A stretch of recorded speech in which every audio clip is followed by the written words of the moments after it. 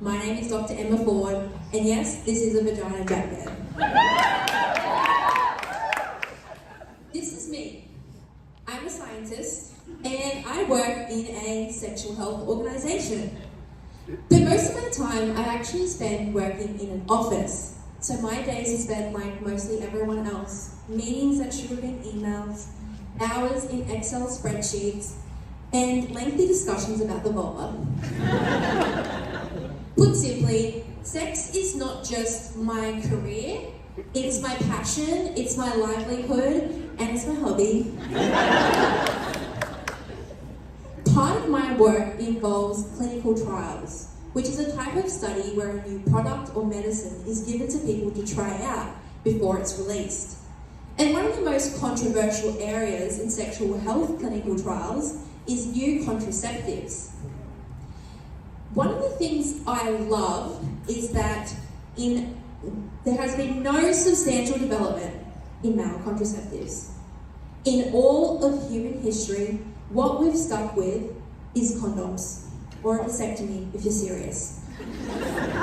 That's kind of like traveling in a hot air balloon when all the girlies are going around in private jets. The reason I love this is because with each new development in female contraceptives, of which there's been many, each one invents a new and more intricate way to inflict pain. New contraceptives have to make it past clinical trials before they're released on the market, but many end up failing because of the difference between what we expect in a contraceptive and what we'll accept. Let me give you an example of what I mean by that. 2 months ago, I got an IUD inserted, copper IUD. Now, what I expect is that I'm reverse terraforming my uterus to the cold, uninhabitable surface of Mars. Yay!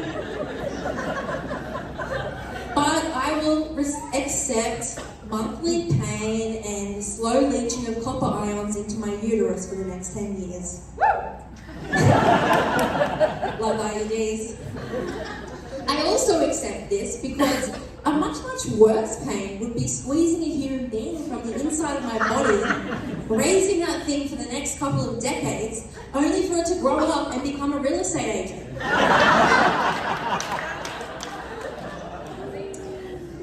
But enough about me.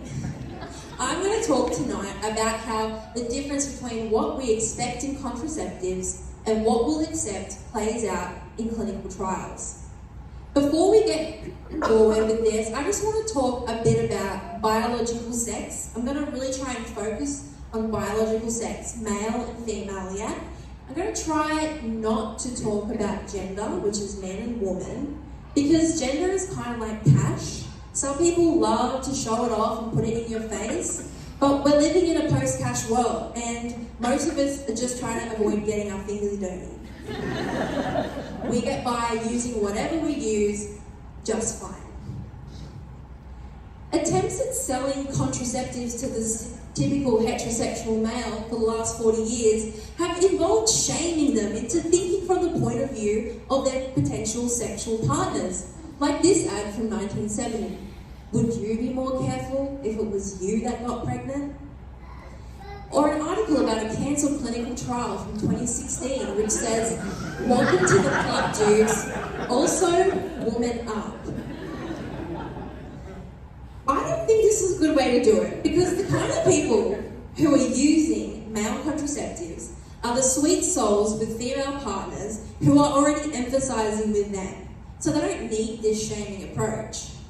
What I think needs to happen is we need to flip it around in a way that appeals to them. We want the ones who aren't using it to get on board. It's kind of like toilet training a toddler. You've got to manipulate them into doing something that's good for them, right? You have to make it something to be celebrated when it's actually just basic human decency. That being said, I asked an AI image generator to show me the coolest, manliest, masculine way possible to advertise a potential new male contraceptive. This is what I got. The first rule of male birth control is you don't talk about male birth control. Actually, someone telling me their favourite movie is Fight Club is a form of birth control. So why do we have no male contraceptives? It comes down to clinical trials failing. And a lot of our progress was derailed by that famous 2016 clinical trial that was cancelled due to safety problems.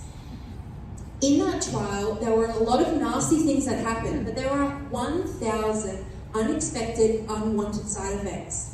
Some were pretty bad, but the most common were excessive libido, painful injection site, and moderate to severe mood disorders. That's just what the world needs. More angry, horny, moody men walking the streets. Suddenly, Tyler Durden is standing like a green flag. It all comes back to the gap between what the people in that trial expected to happen and what they were able to accept when they actually went through it. Some might say that people in that trial were wussing out, they need to woman up. But you know what a large part of the problem with male contraceptive studies is? The people that they're sleeping with. So in that famously cancelled trial, over the years it went by and they were using the male contraceptives, the partner's approval rating for whether or not they liked this contraceptive dropped. And it kept dropping till it was lower than the men who were actually testing the contraceptive.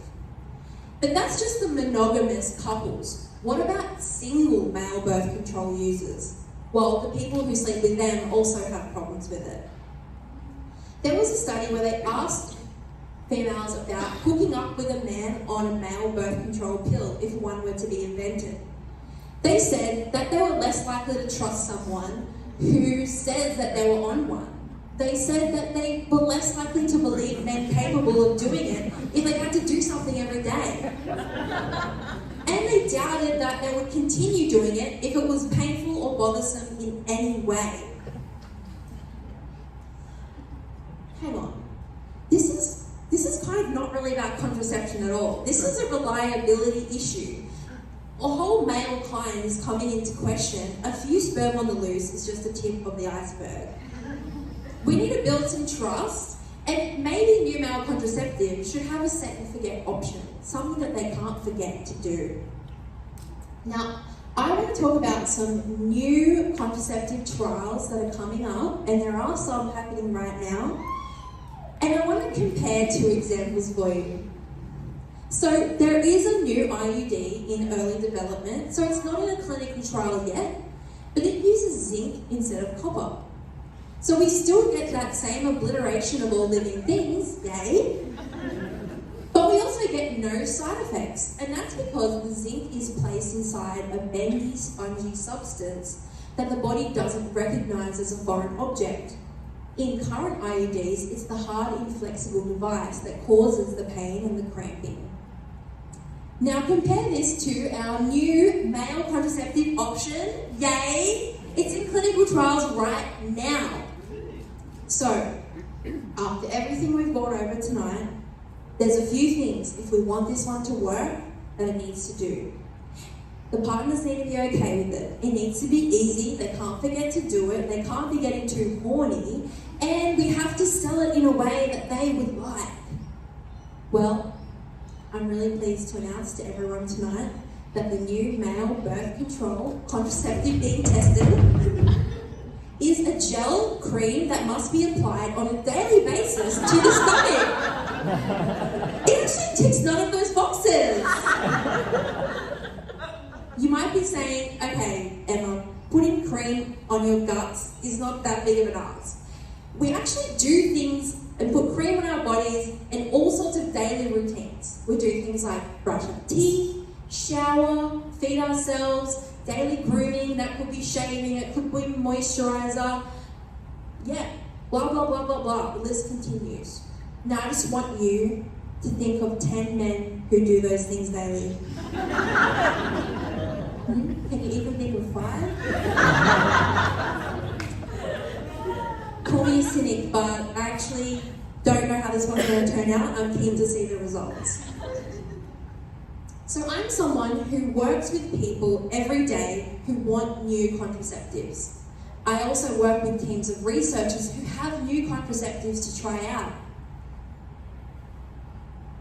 Some people say that men should put up with their fair share of the pain and suffering, but many of those same people wouldn't trust them to follow through if the option was there.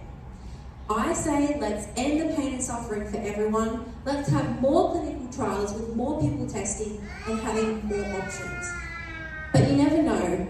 The new advertising campaign for a male contraceptive gel could look a little something like this. Round of applause.